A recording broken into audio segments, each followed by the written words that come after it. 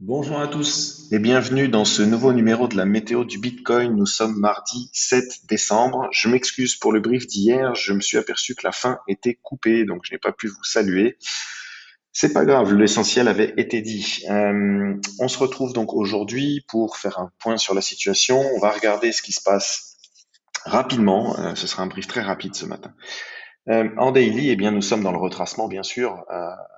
Après un tel mouvement, il est bien logique que nous retracions un minimum. Alors, où en sommes-nous justement de ce retracement? Eh bien, on va regarder tout ça. Donc, on réaffiche nos niveaux, nos zones et on va regarder également au niveau de Fibonacci. On s'aperçoit que les niveaux que nous avions tracés sont absolument bien respectés. Donc, ce sont nos niveaux pivots, encore une fois, qui sont respectés à la lettre ici en tant que résistance, support, voilà. On se réappuie systématiquement sur les différents niveaux. C'est parfait, techniquement c'est très très propre. BTC entame son retracement. Alors, où en sommes-nous plus précisément? Donc on va prendre sur le dernier mouvement baissier et eh bien on voit que nous arrivons malgré tout sur la zone à surveiller. Hop, voilà, donc notre zone à surveiller, comme d'habitude, c'est bien celle-ci. Celle-ci, donc située entre les 61,8 et les 78,6 de retracement de ce mouvement baissier, de cette vague baissière, de cette dernière vague baissière. Et donc, il faut faire attention à la zone située entre les 51 640 et les 54 261. Vous voyez qu'à l'approche des 61,8, le mouvement commence un petit peu à ralentir. Qu'est-ce qui pourrait se passer? Il pourrait effectivement se passer. Alors, c'est assez rare que lorsque nous avons un mouvement impulsif comme ça, une liquidation, c'est assez rare que on reparte directement à l'achat et tout droit. En général, il y a besoin de valider un double bottom, de retester en fait un bottom.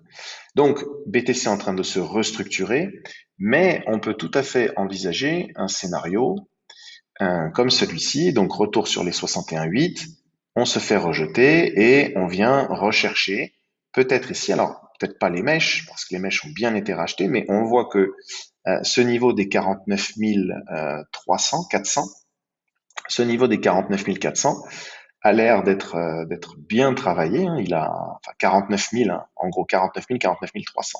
Donc pourquoi pas venir retester cette zone des 49 300 afin de valider une structure en double bottom qui permet de redonner un élan important et de rassurer les acteurs du marché sur le fait que voilà, sur la validation en fait de ce rachat. Donc, c'est important que nous ayons une structure comme celle-ci. Alors, peut-être que le marché n'en aura pas besoin, peut-être que le marché va continuer tout droit, mais afin d'éviter le retest de cette zone, je serais beaucoup plus rassuré si nous faisions un bottom bien marqué, un double bottom bien marqué, comme nous avons eu ici. Voilà, tout simplement, après ce mouvement baissier, on a validé notre zone afin de repartir à la hausse. Ce serait le plus simple. Parce que là, nous sommes que dans le cadre finalement d'un retracement de ce mouvement baissier. Donc, on n'est pas sorti d'affaire pour le moment, même si la réaction est belle. Mais voilà, pour moi, hein, c'est ce qui nous manque. Euh, donc, attention à l'approche de la zone des 51 640, puisque c'est là où nous pourrions en effet venir se faire un petit peu rejeter. Et là, les acheteurs devraient se manifester pour tenter de poser un autre bottom et repartir à la hausse. Alors, d'un point de vue, hop là, d'un point de vue des indicateurs en daily, quelque chose d'intéressant, c'est qu'au niveau du MACD, malgré cette violente baisse, nous n'avons pas fait de creux plus bas. Donc, on continue à dessiner pour le moment, bien sûr, sauf si ça venait à descendre. Et pour le moment, on dessine des creux ascendants, d'accord, sur le MACD. Donc ça, c'est une bonne chose. Et on voit notre RSI qui a rebondi donc quasiment sur notre zone des 30, hein, et qui est reparti à la hausse et qui va peut-être cross boule en fait sa MA. Ou alors, l'autre scénario, et c'est celui que j'aimerais privilégier, c'est qu'on fasse ça et que, hop, là, on fasse un creux plus bas que le précédent, qu'on dessine une trend sur le RSI, et ce qui nous ferait faire effectivement ce mouvement et repartir à la hausse. Voilà. Pour moi, ce sont les deux scénarios sur des unités de temps importantes, hein, sur le daily. Maintenant, on va voir sur les petites unités de temps ce que ça donne.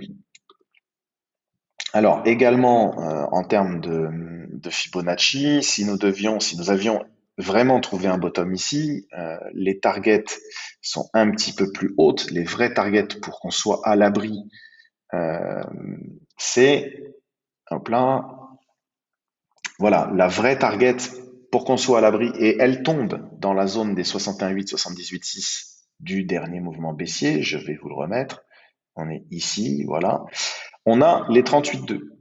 Les 38,2 de tout le mouvement baissier depuis les 69 jusque ici, si jamais c'est notre bottom. Et ce niveau, c'est les 52 343. Donc on voit ici que nous avons une forte confluence et on va la noter de cette manière-là avec notre point pivot aussi. Donc on va noter ça, on va le mettre en rouge.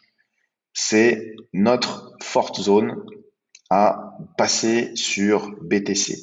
Si on passe ici, si on arrive à s'installer au-dessus des 52 343, c'est très bien. Allons-nous, avoir besoin d'un petit mouvement d'un petit mouvement un petit mouvement baissier pour revalider un creux plus bas, plus haut, que le précédent creux et redonner une dynamique, une belle structure haussière, ou allons-nous passer tout droit? Ça, c'est ce que on va observer. En tout cas, voilà la zone dure à reprendre pour BTC. Ensuite, en H1, donc dans les petites unités de temps, on voit que, alors nous avions dessiné notre range hier et le cours s'en est extrait par le haut, donc c'est une très bonne chose. Voilà, on voit qu'on vient tester petit à petit nos niveaux. Alors attention quand même, en H1, nous avons, c'est pas violent, hein, mais nous avons une divergence ici. Bon, voilà, elle n'a pas énormément porté ses fruits. On voit par contre qu'au niveau du RSI, on est sur notre zone des 70. Bon, ça peut toujours monter, bien sûr. On fera attention par contre à notre MACD. Notre MACD qui peut effectivement cross-beer. On voit qu'il y a quand même une perte en fait de la puissance acheteuse. Donc le mouvement commence à s'essouffler, un mouvement de rachat commence à s'essouffler un peu. Et très certainement qu'au contact des 61,8 et de cette zone, nous allons avoir un mouvement qui va s'affaiblir avec, je pense, un petit retracement. OK. Si nous avions un retracement, on va essayer de le faire. Hein. Pour l'instant, on ne sait pas, nous n'avons pas de top, donc c'est un peu difficile, mais imaginons que nous ayons un top qui se manifeste sur notre zone hein, ou sur les 61,8, eh bien, il faudrait aller, alors, hop là, on va se mettre comme ça, il faudrait tenir les 47 900, hein, donc c'est le niveau des 38,2 de retracement, donc on pourrait venir chercher les 38,2 pour poser alors on aurait ici du coup un creux, sur la structure, on aurait un creux, un creux, un creux. Et on enchaînerait en fait les creux de plus en plus haut et nous mettrions en place une structure haussière intéressante.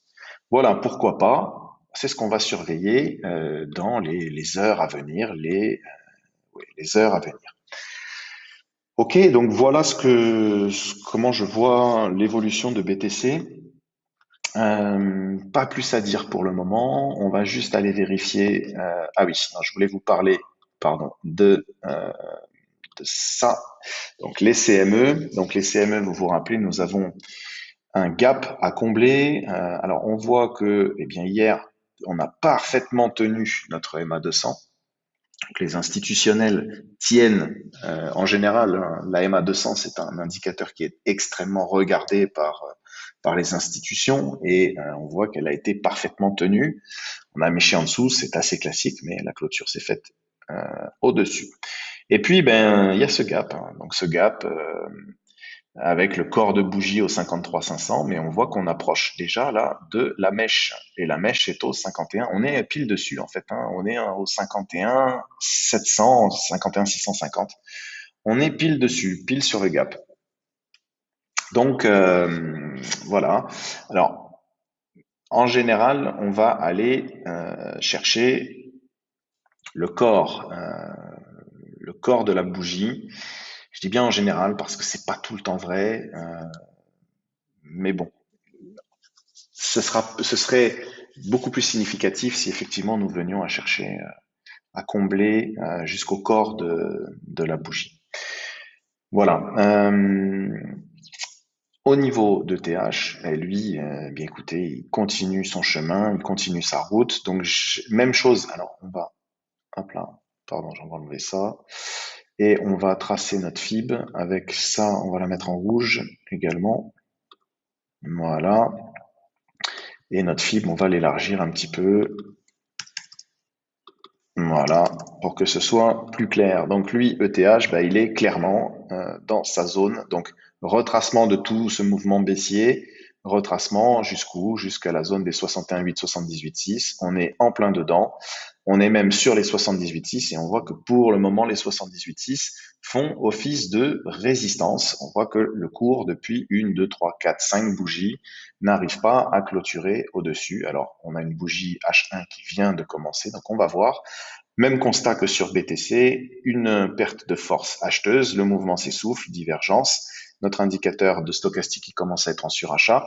Donc attention, ça peut bien sûr continuer à pousser, mais un ralentissement est peut-être à prévoir.